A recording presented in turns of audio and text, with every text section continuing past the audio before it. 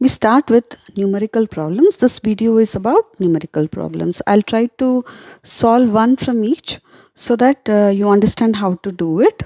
You understand how we have done in the classwork. Then it will be followed by some practice questions. Okay, this is the first question.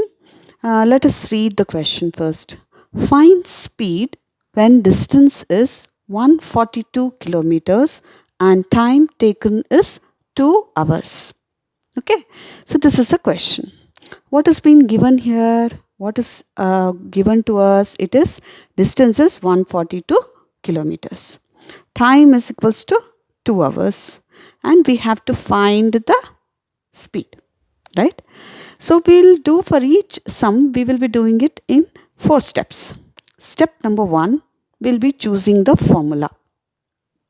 For that, we have already done this. So we'll write the formula like this in a triangle, D, S and T. So what is to be found out now? S. We have to find S. So S is equals to, we will write. So if we take out the S from this, what is remaining? We have D divided by T. This we are going to write here. So we get our formula S is equals to D by T. So we are going to solve this problem using S is equals to D by T. That is step number 1. Step number 2, we will substitute these values and check whether the units are matching or not. Okay. So S, what is the value? We don't know. We have to find out S, isn't it? So we put a question mark. D, what is the value? It is 142 kilometers. We write that. T, what is the value? Time taken is 2 hours. So we write here. T is equals to 2 hours. Now we substitute in this formula. Instead of D, we write 142 kilometers. Instead of T, we write 2 hours. Right? This is the substitution step. Now checking the units. What units you will get the answer? You will get the answer in kilometers per hour.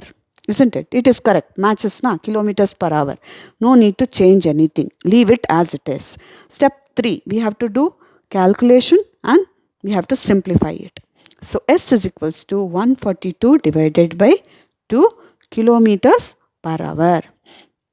So using long division method, we write 142 divided by 2. Say 2 stable, 2 sevens are 14. Remainder is 0. Then we bring down 2. 2 ones are 2. And again remainder is 0. So after dividing 142 by 2, we get the answer 71 kilometers per hour. So step number 4, answer the speed of the speed is 71 kilometers per hour.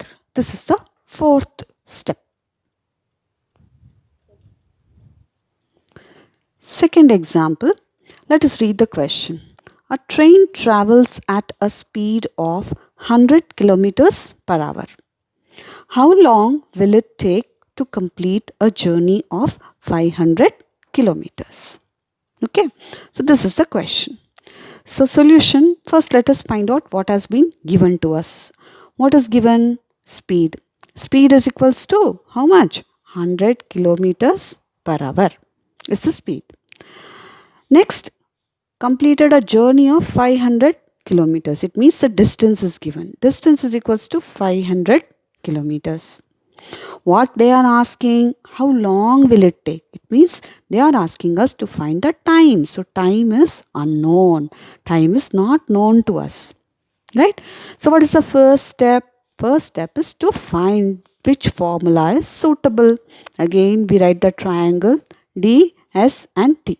What we have to find? We have to find T. So T we write here. What is remaining? D divided by S. We write on this side. So T is equals to D divided by S. So this is the formula we are going to use in order to find out the time. Now second step, step 2. Step 2, we first substitute and then we also check the units. Right? This is the second step. So T is equals to unknown. We don't know. Then what is S? S is equals to 100 kilometers per hour. This is S, right? S is equals to 100 kilometers per hour. And distance traveled is equals to 500 kilometers. Right? So what is the formula? T is equals to D by S. 500 kilometers divided by 100 kilometers per hour. Right? Per hour, since it is there, so per hour will go up and we will write here. Okay. Now in this step, kilometers we can subtract since they are same units. So units are also checked, same units. So we can write as it is. Kilometer gets cancelled. So what is the sum? 500 divided by 100 hours. The third step is to calculate and simplify. Right? So again writing T is equals to 500 divided by 100 hours. Using the long division method, 500 divided by 100. 100 5s are 500 and we get a 0 here. So quotient is 5. We write it here 5 hours. So step 4, answer. So the time taken for the train to travel a distance of 500 kilometers is how much? 5 hours. So T is equals to 5 hours. The third example. Let's read the question. A train travels at a speed of 110 kilometers per hour for 4 hours and 30 minutes. Calculate the distance traveled by the train. So let's see what has been given to us. We are given the speed. S is equals to how much? 110 kilometers per hour. It has traveled for what time? Time is equals to 4 hours and 30 minutes. What are they asking us? They are asking us to calculate distance. So distance is unknown. So this is what we know about the question. Step 1, formula. Which is the formula? So again we draw our triangle D, S and T. S and T can be interchangeable. Okay. In earlier ones I have written S here and T here. Here it is T and S. It is okay. We can write it this way also. What we need to find out? We need to find D. So let us color D. Take out D. Okay. What is remaining? T and S. They are side by side. So we have to multiply. So D is equals to S into T. This is an easy method, children, but those who want to memorize the formula or derive from this equation can do so on their own. That is also correct. I came across this method and I found it very easy to remember. That is why I am teaching you. Children who are not comfortable with this or who can derive this equation, they can do it directly. It is not a problem at all. But I would recommend that you write this formula as the first step. Right? So this is the formula that we are going to use. Step 2. Substitute and check the units. What is the substitution step? D, we don't know. What is S? S is equals to 110 kilometers per hour. What is T? T is equals to 4 hours and 30 minutes. This 4 hours is okay. What about this 30 minutes? Does it match with our speed units? No, it does not. So this 30 minutes we have to change it into hour. Since 30 minutes is equals to half an hour, so I can write T is equals to 4 hours plus half, that is 0.5. So 4.5 hours. Fine. So I have converted this 30 minutes into hours, which will be 0.5 hours. So total time is 4.5 hours. Now again substituting, D is equals to 110 kilometers. S into T, isn't it? So S is 110 kilometers per hour into 4.5 hours. Right? So hours and hours get cancelled.